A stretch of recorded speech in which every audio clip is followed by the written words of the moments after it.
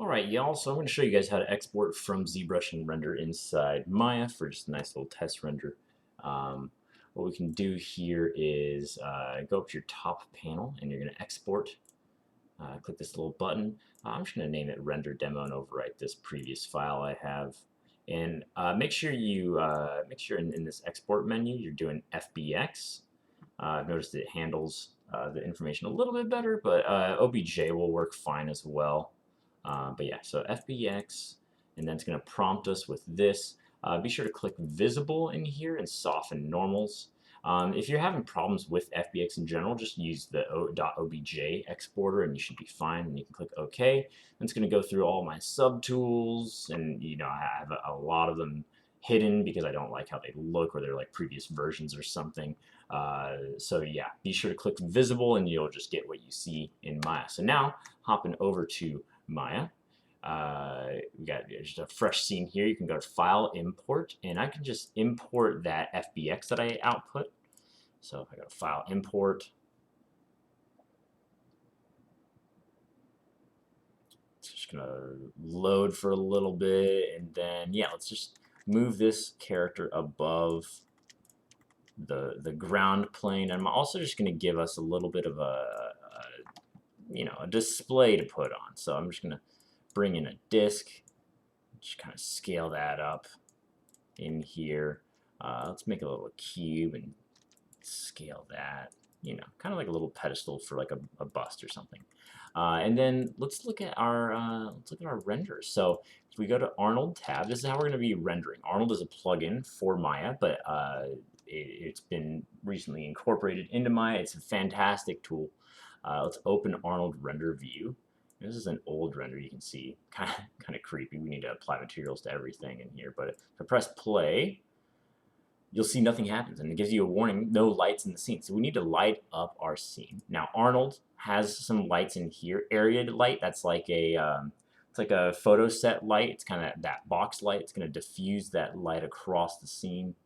Mesh light converts any polygons to a light. Sky dome light is going to basically create a sort of lighting based on an image that's wrapped around the sky. Physical sky is a real fun one. If we just click on that, it's going to make a physical sky for us, and then you'll see immediately that it's rendering out the scene. It's rendering out the scene. It feels like a real area that way. You can also go to create lights and do like a directional light as if it were like the sun or something, but physical sky includes the sun. Point light is this like imagine like a light bulb, like a really small point of light, diffusing that across the scene. But yeah, so if we go back into here, let's do an area light as well. So let me get an area light in the scene, just so you can see what one of those looks like. And my computer's going to be making a lot of noise. Let's stop that render. Again, you can just stop or start that render, that little preview render with this button right there. And then let's get this into a nice position. And don't worry about the head being black just yet. Whenever you bring in a light, you're going to want to up the exposure on it for these area lights. They come in pretty dim. So if you do that, you can see that there's a lot more light on the character now. You can see the box shape of that light as well. So if I was to scale that up, you'd see that box shape scaling as well, and that light getting kind of more diffused across the scene.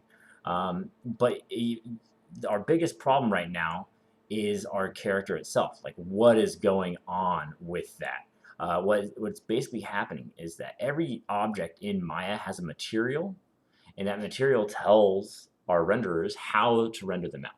So ZBrush's default one looks really janky, looks really weird. What we need to do is click on our mesh, hold right click, go to assign new material. We're going to go to the Arnold tab because this is an Arnold shader, or we're rendering with Arnold. We want to use Arnold compatible shaders. So let's do AI standard surface. It's our basic material there, and it's starting to look more like more reasonable now, right? Let's zoom out a little bit here and zoom in. So it's looking more like a character, right? And what we can do is change the color to just up and down with the slider, but we can also change the actual color to something crazy. We make it orange, make it whatever, make it a skin sort of color, all sorts of stuff. So let's leave it there. That looks like a nice skin color to me. And then you'll notice that this is basically a channel, right? Has this slider in there, and it's right now it's just defaulting to this color that we set it to. But later we can hook up a file. So if I had a texture file that looked like just this skin color, but with a bunch of freckles on it, like this character could have freckles then. If you have the part that's assigned to the eyelashes in there, and then that's like a blonde or a brown, you could have the eyelash color be on there as well. So you just forward it to this port right there, and it would link up to that color. Now, what you can also do is control all these other values, right? The ones that we're most concerned with are metalness, color, of course. Color in other programs is going to be called albedo, A-L-B-E-D-O. It's basically the local color of that object. But yeah, so we're going to be worried about our color, our metalness, our roughness, and there's also transmission, which is how see-through it is. So notice that this now looks like a glass sort of sculpture.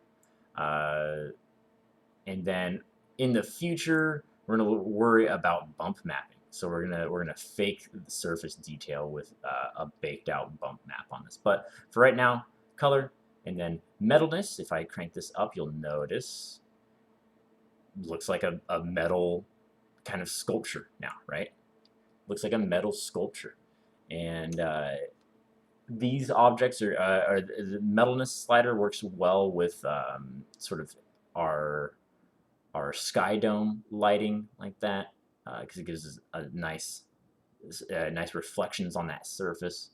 And then roughness on top of that. If I want a really solid metal, I'm just going to crank that down. If you want like a more like brushed steel sort of color, you kind of crank that up as well. And you could switch this color over to like a gold or something, you know.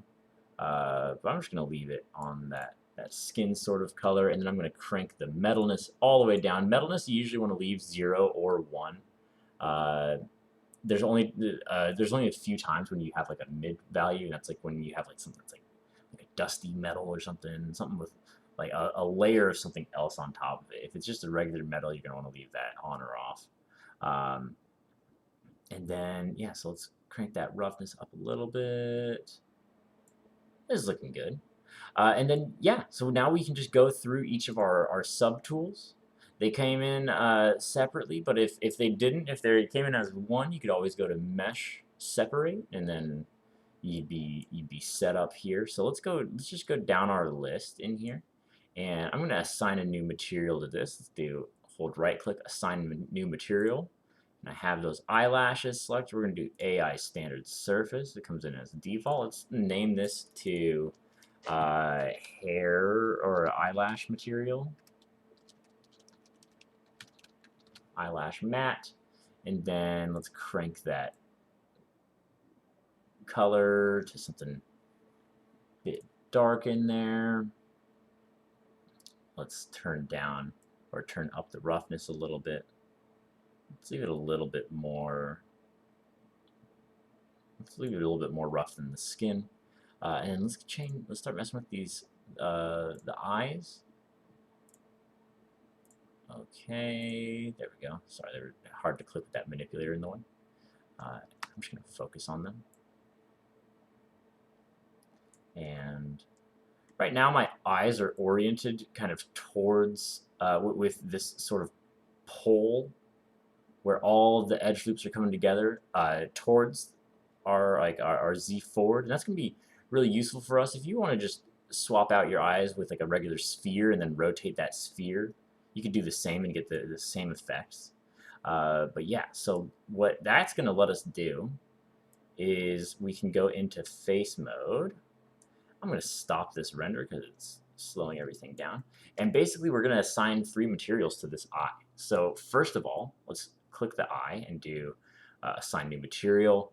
Let's do the AI standard surface. Then you can do eyeball, matte, and let's make a white. Let's make it a little bit red though, for like the blood vessels in it.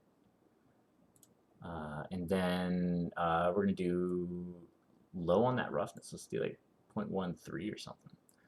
So let's see what that looks like now. It looks terrifying because it's just all white, you know. But if you wanted to go in and actually get some of these differentiated, that'd be fantastic. So I'm gonna go into face mode, and it's easiest just to drag through to select these bad boys, and then if I press 4, I can see that I dragged through some of the ones in the back. I don't want that. You can also hold tab and kind of drag select over faces that you wanna grab there. So now I have all those inside ones. In fact, it's a little bit too small for a pupil, but if I hold shift and press period, it's going to grow my selection. So let's make this the pupil right there. Let's make that the pupil size. Maybe one more. Boom. Okay. So I'm going to hold right click, assign a new material, Arnold, AI standard surface. Let's make that black. Let's say pupil material. It's always important to name these because if you open up the editor that shows all of them with Windows, rendering editors, Hypershade, you're going to get just beaten over the head with all of the shaders in the scene or materials that are in this. They're interchangeably referred to. But yeah, so always name them, otherwise you're going to get confused if you open up that editor. Next, I'm going to select some of these rings of faces. So let's go in. I'm going to click one face. I'm going to shift double left click another face. And let's just grow that selection. Boom. With shift period. There we go. Yeah, it's probably too big, but whatever. And then assign new material. Let's go in and assign an Arnold standard surface. Let's give this like a blue color. Right there. And then let's start rendering this out. See what it looks like. Yeah. Nice. So now if I zoom out,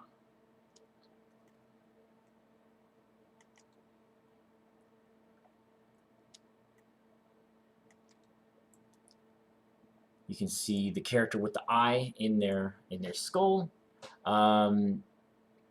It didn't copy over because I was selecting literally the faces of that eye. If I wanted it to go over to the other one, I'd have to delete that eye and then just duplicate this one right here. So I'm gonna I could also mirror. So mesh, mirror, and then there we go, and we're getting that face rendered. So then, once you get all your materials in place, remember we're going to use like one material for this head, maybe a separate material for the eyes, you know, in the future. But yeah, so like you're going to bake a lot of this different color down to texture maps and output it that way. But that's for the future. We're going to do that in a different program. But then after you have that all figured out, you can play around with these lights. Like I can duplicate this light and then shift it around to the back, and then if Maya becomes responsive, I can rotate it towards the character and see you're gonna get that rim light. You could affect the color of it, maybe like make it a really piercing blue or something. Up that intensity and exposure. Remember, they're just going to be, these are just like how strong that light is. The exposure is just kind of a multiplier on top of that first value. But yeah, let's rotate our camera over here. So you have that. If for instance, if you don't like the sort of shadow that one of your lights is giving, you could always click on that light, go to the attributes with Control A, and just make it not cast shadows at all. Or you could also just brighten that shadow color and tint it however you want to get some nice little modulation in there. But yeah, so that's pretty much it for that. I want to talk a little bit about this renderer itself. So if you want to actually change some of these settings, like notice that I'm getting a lot of fuzziness in the, wait, I'm going to turn this shadow color down again. Notice that I'm getting a lot of fuzziness in this render in here. What you can do is go to your lights in your scene and up the samples on it. Boom, it's gonna, and I'm just going through all of these and going to the attribute editor and just bumping the samples up. That's gonna give us better quality on that lighting if it renders out, and softer areas in there. You can up the volume samples as well. But that's a fast way to get just better quality. But notice that we're rendering at 540p, so that's half of 1080p. We don't want that. What we want to go do for our final render, like once you're happy with where your lights are, you're gonna want to open up your render settings. You can find it right here with this little clipper board with the gear, or the Windows rendering editors, render settings. And yeah, so this is basically our default settings. You'll notice that you have common tab, like the Arnold specific tab, systems tab, AOVs is some stuff that we don't have to worry about right now. But make sure you're using Arnold renderer, because if you're using Maya software or something, it's gonna be tragic when you render it out. But yeah, so EXR image format, that's fine for us. It's gonna maintain a lot of information about the image. If you want a smaller file format, I would try PNG. Don't do JPEG, because the JPEGs are lossy. But yeah, we're only worried about one current frame. In the future, if you have a bunch of animations, like if you have like 100 frames of animation, you'd have to do one of these different settings in here. Notice how this name.ext is for single frame only. If you do name number.ext, it's going to output the frame 1, frame 2, frame 3, all and so on. And then it'll give you a frame range in there as well. You can also render from different cameras. So if you create a camera in your scene, you could preview that in this perspective shape. It would show up there if I went to camera. Boom. And then if I rotated this, moved it,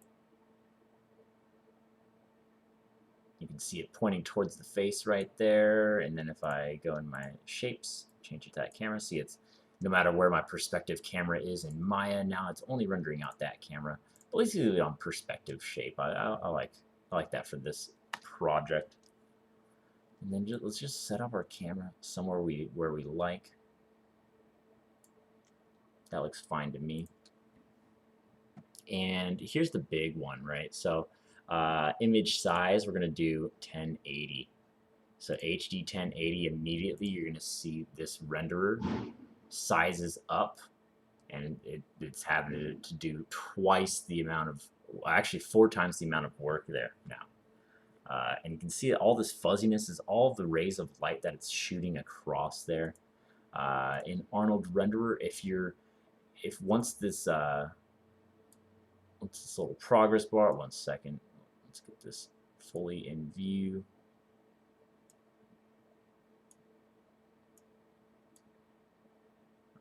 But yeah, you can see 27% done. Once this meter fills up, that's when you know that this preview render is like what you'll get at the final. And just, I want you to note how long it's taking right here with these settings. The rendering is no joke, guys. At the end, if you're behind on a deadline, like, you need to give yourself time to render. Like, it's gonna look garbage otherwise. what the, okay. You need to give yourself a lot of time, right? So be sure to give yourself ample amounts of time. You can do the math on like how long it takes to spit out one frame, and then multiply that by the frames in your animation. But yeah, so just be mindful of that. We're still at 86%.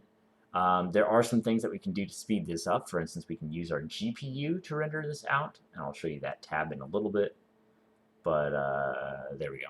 So that is rendered out. I'm just going to save that right now because I don't want to spend more time rendering out another one. But yeah, so I just save this out as head render, and then do save. Boom. And so yeah, back to this render settings panel. This camera AA, if you want to really clean up some of this other stuff, you could crank that up again. But then this will be like the most direct result in benefiting your renders. Like, it's going to really increase the quality of this. Again, you can also increase the samples on your lights, get some really soft lighting there as well. And volume indirect is also going to help with that. But yeah, all these channels really will help, but camera AA is the main one to worry about. You could add like motion blur and stuff on your animations as well. But yeah, also in the system tab, if you go over to GPU, it'll start rendering out from your GPU, which is faster. It does take a while the first time you switch it over to switch, so give it like an ample amount of time to do that. Like honestly, I think the first time I switched it over, it took a matter of let's see, it took a matter of minutes actually, but I think this one's maintaining the relationship. But yeah, so that's rendering. Just render out those heads, and you'll be good to go. Thanks for watching.